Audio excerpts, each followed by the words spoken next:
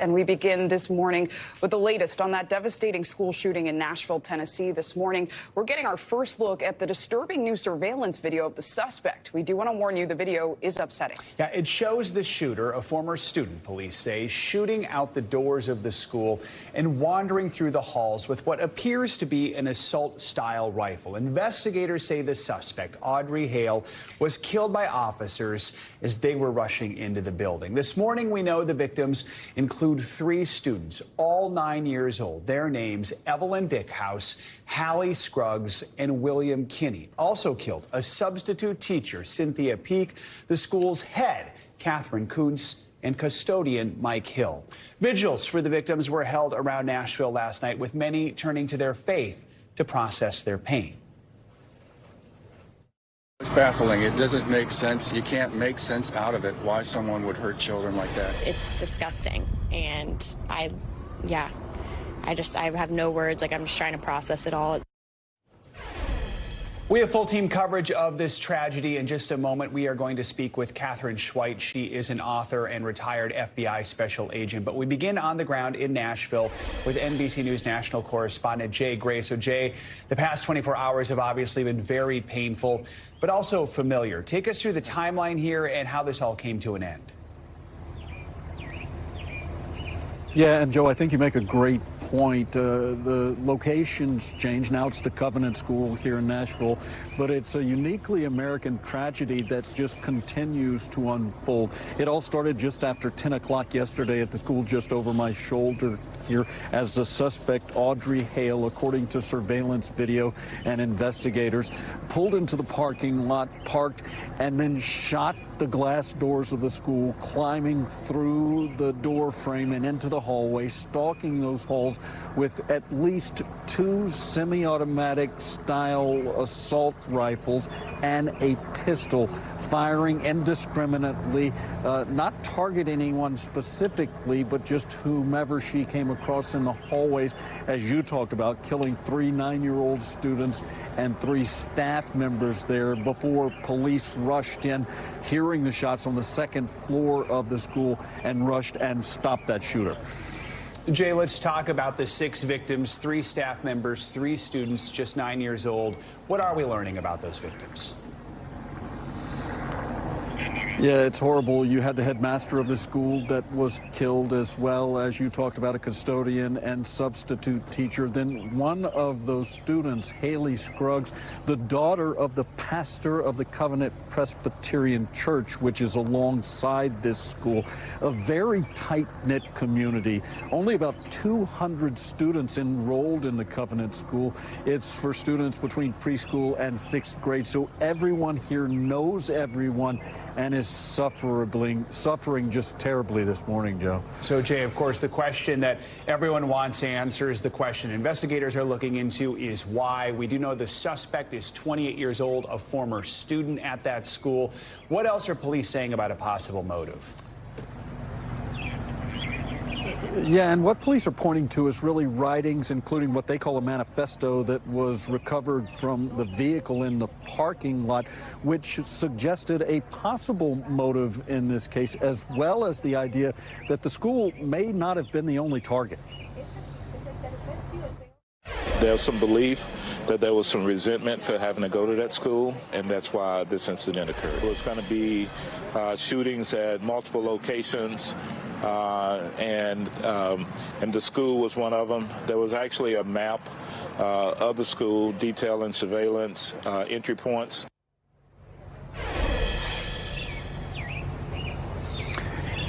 Yeah, look, there was a map inside that school. It was really detailed on how to get in and how to avoid being detected. We don't know what the other possible targets were at this point, though the chief here in Nashville does say that there is more information coming in, and information he could share in the next few hours. You know, Jay, this is a part of the country where faith runs deep. We saw a number of vigils were already held last night. What are you hearing from people in the community? How are they reacting to this tragedy? You know, Joe, I think that everyone here is still stunned, shocked, and really in disbelief that this could unfold. This is a quiet little section of Nashville south of the downtown area. It's very close. The families here all know one another. As we talked about, only 200 students enrolled in the school here. And the school says they kept it that way because they wanted to keep a family atmosphere. Well, this morning, that family is suffering greatly and will be for quite some time. All right. Jay Gray reporting from Nashville. Jay, thank you so much. In Washington, President Biden spoke with the mayor of Nashville and ordered flags at half-staff until sunset Friday in honor of those killed in Monday's mass shooting. He also once again urged Congress to take action on gun legislation. We have to do more to stop gun violence. It's ripping our communities apart, ripping the soul of this nation, ripping at the very soul of the nation. And we have to do more to protect our schools so they aren't turned into prisons. President Biden also asked Congress to pass an assault weapons ban. Lawmakers have repeatedly failed to do so in the past, and the shooting marks the third major school shooting this year. Safety and security in schools is an issue that's top of mind for many guardians, teachers, and students alike every single day, but especially on days like this one following a mass shooting. But experts say when it comes to preventing a mass shooting, a quick response and knowing the signs can help save lives. So joining us now to discuss is Catherine Schweit, author of Stop the Killing, How to End the Mass Shooting Crisis. Good morning, Catherine. Thank you for being with us on this day. So in addition to writing your book, you're also a retired FBI agent executive, and you helped create and run the FBI's active shooter program. In your experience, what are some of the warning signs that can help prevent these types of incidents from even happening? Yeah, it's a good question. A lot of people are frustrated. They wonder about what's going on in Washington or in their state legislature, but you can do a lot of things right there by looking for those warning signs, because we know that leakage, which is when somebody tips their hand to say they're doing something, is 92%. The FBI research shows 92% of the time shooters leaked their intent to an individual in their peer group. And for a family member, 75% of the time. Law enforcement is the last one to know about it ahead of time. But family, peers, and spouses, they're the ones who know about it, workmates. But also there are so many things you can watch for. You're really looking for signs, not a profile. You're looking for signs of behaviors. So somebody who has purchasing ammunition in a larger amount that they normally do, purchasing additional guns, buying and wearing clothing to change their appearance. Many of them want to commit suicide and do commit suicide, so they're following the same kind of patterns, stopping taking their medication, giving their possessions away, stopping taking care of themselves physically, and leaving signs indicating that they're not intending to stay. So the other thing that we want to look for is remember that this leakage, there's an urgency to it. We saw that this morning. We're getting news that the shooter did leak intent specifically to an individual. It was only 10 minutes before the shooting. And Catherine, I know you mentioned self-harm. I do want to note, if you or anyone you know is struggling and you're watching this, you can call or text the Suicide and Crisis Hotline at 988. So, Catherine, unfortunately, the reality is these shootings are still happening in the country. So if someone does find themselves in an active shooter situation, what do you recommend as someone who's been involved with the FBI? Are there specific things we can do to help save the lives of those around us or just ourselves? Definitely. I think that the national messaging on Run, Hide, Fight has been very successful. That's been there for 10 years. A lot of school districts in particular and businesses may use another version of it by name, but the essence is three things. The three verbs, which is why the federal government adopted Run, Hide, Fight. Run if you can. You cannot be killed if you're not there. Keep your hands visible, but get out of sight. Don't think, oh, I can't possibly get there. Children are alive today because they fled from the Sandy Hook school. Students are alive today because they fled from the Virginia Tech building where the shooting was going on. So remember that that's the most important thing. And remember also the fight part. 13% of the people that we researched at the FBI in our initial study, 13% of the shootings were interrupted by unarmed civilians, safely and successfully interrupted by unarmed civilians, as opposed to the idea that somebody has to have a gun in order to combat them. The shooters are not looking for somebody to attack them. They're not looking for somebody to move while they're exchanging magazines. Do that while you can. And lastly, Catherine, unfortunately, the horror doesn't end when the event does. There's often trauma that follows. So what about after a horrific incident like this? What recovery and self-care methods are available? There are so many resources available at the federal, state, and local level. I think most importantly, just, as you indicate right here on the screen, tell a trusted friend and family member, speak to somebody. I think recognize that healing takes time. If you had a death of your spouse, you would know it would take time. Healing takes time, and it's going to take time to recover you. And everybody recovers at their own pace. They seek counseling at their own pace. They seek those friends at their own pace. So be patient with that and know that it gets better. Really important insights. Catherine Schweit, thank you so much. Thank you. We're following breaking news this morning out of Mexico, where several people have been killed in a fire at a migrant facility. The flames broke out late last night at the National Institute of Migration Center in Juarez, Mexico. Officials in Mexico say that at least 39 people are confirmed dead. The number of migrants traveling to Juarez has risen in recent weeks in anticipation of Title 42 being lifted. Israel's Prime Minister Benjamin Netanyahu is putting his government's controversial judicial overhaul plans on hold. The move comes after days of massive protests that sparked chaos and turmoil across the country. In a primetime address yesterday, Netanyahu said he wanted to, quote, avoid civil war by taking the time out for dialogue. He says the measures will be brought up again when Parliament meets next month. NBC News foreign correspondent Raf Sanchez joins us now with the latest from Israel. So, Raf, walk us through this move by Netanyahu. Are his comments enough to quell the unrest? What's the reaction been like on the ground? Well, Jed, there's a kind of wary calm here in Tel Aviv today. I'll tell you, yesterday, over the weekend, it really felt to a lot of Israelis like their country was going off a cliff edge between Netanyahu abruptly firing his defense minister, those massive protests that we saw on main roads like this one here in Tel Aviv, and then that unprecedented general strike yesterday, which really paralyzed the economy, shut down the airport. Protesters today are not planning any major demonstrations, but they do not assume at all that just because Netanyahu has hit pause that this is over. They say they are very worried he may be lulling them into a false sense of security. I just spoke to one protest leader. She says she's very worried that this legislation is going to come back up again in a few weeks' time. So we will see, but I don't think anyone here feels that this crisis is over, and we may see protesters back on the streets sometime soon. Jeff. So, Raf, we know Netanyahu had to form this hard-right coalition to become prime minister, and that those coalition partners, they're the ones who had been pushing hard for these changes. How did he manage to secure their agreement for this delay? How fragile is this coalition right now? Well, Netanyahu had to make big concessions to the far right of his party. Specifically, he agreed yesterday to allow for the formation of a national guard under the National Security Ministry. That's something Israel has not had before. And the National Security Ministry is led by one of the most far-right members of Netanyahu's government, a man who has criminal convictions for inciting racism and supporting a terrorist group. And he is apparently going to be the one in charge of this new security unit. That is something that is really concerning the protesters here, and it has also been a source of concern in Washington. Officials from the Biden administration have so far refused to meet with far-right members of Netanyahu's government, and there's a lot of worry about how much leverage they have over the prime minister at this point. Yeah, so I mean, with that in mind, how is the White House reacting to everything that's unfolded in recent days? So the White House has been expressing concern about this for weeks now. From President Biden on down, the president spoke to Netanyahu the other week. I want you to take a listen to a little bit of what the White House press secretary had to say yesterday after Netanyahu announced he was hitting pause.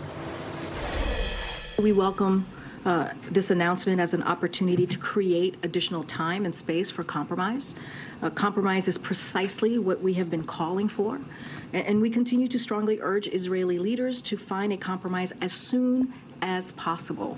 Democratic societies are strengthened by checks and balances, and fundamental changes to a democratic system should be pursued with the broadest possible base of popular support. Now, Joe, it's interesting. Netanyahu has been back in power for a couple of months now, but he has not yet been invited to the White House to meet President Biden. Normally, you expect Israeli prime ministers to get that invitation pretty soon. But interestingly, this morning, the U.S. ambassador to Israel has been on the radio here saying that he expects that meeting will happen sometime soon. Not clear if that is a direct response to Netanyahu's decision to delay, but that is certainly a move that the White House is welcoming. Jeff. All right, Raph, thank you so much. Let's dig a little deeper into this story with former ambassador to Israel, Daniel Shapiro. Ambassador, thank you for joining us this morning. So what did you make of this move by Netanyahu to delay the judicial overhaul? Is he just kicking the can down the road at this point? It's very much deferring the crisis, not solving the crisis. He said in his speech that he would take a break, time out, he said, for the holidays, Passover, and then Independence Day for Israelis is coming up. It's usually a time of celebration, vacations, relaxation. But when the Knesset, Israel's parliament, resumes session in May, he will return to this legislation with the intention to pass it before that session ends in July. The mechanism will be negotiations. He said he would seek a broader support, more consensus, opposition parties joining and finding a version that could gain that broad support under the sponsorship of the president of Israel, Isaac Herzog. But he also said that if that consensus was not forthcoming in those negotiations, he'd return to try to pass the more extreme version that he could do with the narrow support of his coalition. So this crisis is not over. I think what your reporter said is exactly right. We may very well see protesters back on the streets before long. And Ambassador, notably, U.S.-Israeli relations have been strong for decades, but these judicial changes are just one in a series of controversies surrounding this far-right government. This is a coalition made up of pro-settler, ultra-nationalist parties, and there have been officials who've expressed anti-Arab racism and homophobic views. So should the U.S., in your assessment, be reassessing these close ties with this coalition? I think what President Biden has tried to keep the focus on are the fundamentals of the U.S.-Israel relationship. There are very, very strong security interests that we share, enemies that we both face in the Middle East, a security partnership that we both benefit from, and he's been very, very committed to that. But he's also said that what really underlies this relationship, its foundation, are the common values of the two democratic societies. And, of course, democratic governance is a big part of that. Systems of government where there are checks and balances, where there is rule of law, where there is separation of powers. That's why, even under these circumstances, President Biden felt it was appropriate to inject himself somewhat, not so much publicly, but quite a bit, I think, privately, into an Israeli domestic political debate. Because if that character of Israel changes, it will have an impact on the U.S.-Israel partnership. So, Ambassador, briefly here, what are the possible consequences for Israel if the coalition fails to get through this crisis? Are you concerned about the country's future? Well, what the defense minister said when he called for the prime minister to delay the legislation was that Israel's security was actually being put at risk if this legislation were to pass, because reservists were refusing to volunteer to serve, and because Israel's enemies were looking at the chaos as an opportunity to strike. Israel's economy could be put at risk because companies that depend on it, or a dependable business environment secured by independent judges might find that they don't want to do that. And of course, if Israel's democracy is put in question, it will clearly affect Israel's relationship with the United States and with other democracies. So there's a lot at stake here, and it's important that the timeout is used to really seek a consensus version that can gain the support of the vast majority of the Israeli public. Yeah, a lot at stake. Ambassador Shapiro, thank you so much. Families are just beginning to pick up the pieces in the South after deadly storms and tornadoes tore through the region. 22 people were killed in Mississippi and Alabama. NBC News correspondent Priscilla Thompson has the story of one survivor in Mississippi. Well, people here in Rolling Fork are still processing the devastation like this that they see all around them, while also beginning to think about what comes next and how to move forward. I could have been dead. We all could have been dead. Melinda Washington's husband frantically dug her out of the rubble Friday night. Her 12-year-old son screaming in agony as his mom lay buried. It's a lot different from seeing it on TV until you actually live it. Bruised, battered, but alive, now left to face a new reality. We're in a small community. We have nothing. No running water, no lights, no houses, no transportation. Rolling Fork and Silver City are small rural towns where more than a third of people live in poverty, nearly 3 times the national average. A lot of people didn't have rentals insurance. I didn't. No vehicle insurance. A lot of people didn't have nothing. Some 2,000 people now desperate for help, many of them with homes that look like this. We've got MEMA and FEMA joint teams on the ground here. President Biden sending federal resources to help fill the gap, approving funding for temporary housing and loans to those with no insurance. One of the major issues that we're going to face is housing. Some residents fear the aid may not be enough on a road to recovery that could take years, not months, which is why people here are coming together, looking for small glimmers of hope, like Melinda's coffee shop, one of the few buildings still standing. One less thing to rebuild as these communities struggle to pick up the pieces. I don't have a lot of plans because I don't have a lot of money. And so I'm just trusting God during the process. I know he saved a lot of us for a reason, and so I trust him. Priscilla Thompson, NBC News, Rolling Fork, Mississippi. 9 million Americans in the West are waking up to wind alerts this morning. Meteorologist Angie Lassman joins us now with the latest track on that. Angie, good morning. Good morning, guys. Another storm system impacting California over the next day or so. We're going to see more heavy rain, more snow, and of course the wind. It's not hard to see where that area of low pressure is. We're going to have this rain and snow working through parts of northern and central California and points north of that as we get through at least the later parts of today. We'll eventually start to see some of that moisture swinging into parts of southern California here as we get into the late evening hours tonight and into tomorrow. But another round of this heavy rain and snow and wind that we just don't need in the west. Here's what it means for impacts. We're going to see anywhere from 2 to 4 inches in some of those higher amounts that we'll see picking up in places like San Francisco, Monterey, San Luis Obispo. Those are some of the locations that we could see the higher amounts. Sacramento included in that as well. And the Sierra Range is going to add on another couple of feet. We could see localized amounts up to 3 and even 4 feet on top of the already incredible snowfall amounts and the incredible snowpack that they have currently.